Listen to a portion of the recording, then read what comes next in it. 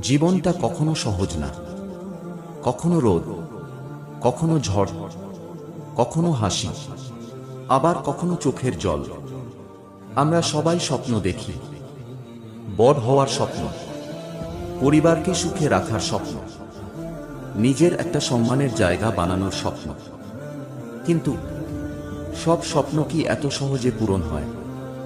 না, প্রতিটা স্বপ্নের পেছনে লুকিয়ে থাকে কষ্ট, ঘাম, পরিশ্রম আর অসংখ্য নির্ঘুম রাত।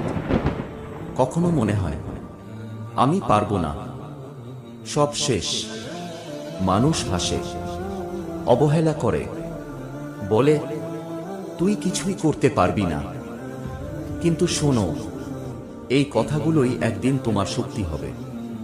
কারণ হাল ছেড়ে দেওয়া মানুষ কখনো জেতে না, আর যারা জেতে তারা কখনো হাল ছাড়ে না। আল্লাহ তোমার কষ্ট দেখছেন, তোমার কান্না দেখছেন, তোমার প্রতিটা দোয়া শুনছেন। কিছুই হারিয়ে যায় না।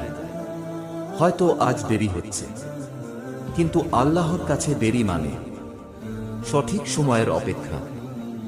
রাসূল সাল্লাল্লাহু আলাইহি ওয়াসাল্লাম কষ্ট পেয়েছেন, সাহাবীরা ক্ষুধায় থেকেছেন, যুদ্ধ করেছেন, তবুও তারা ঈমান হারাননি।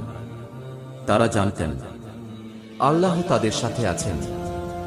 তাহলে তুমি কেন ভয় পাবে? আজ যদি পড়ে যাও, আবার উঠে দাঁড়াও। আজ যদি হারো, আবার চেষ্টা করো। কারণ প্রতিটা ব্যর্থতা তোমাকে সফলতার আরো কাছে নিয়ে যায়। মনে রেখো, অন্ধকার রাত যত গভীর হয়, ভোর তত কাছে আসে। কষ্ট যত বড় হয়, সাফল্য তত সুন্দর হয়। একদিন ইনশাআল্লাহ তোমার সময় আসবে।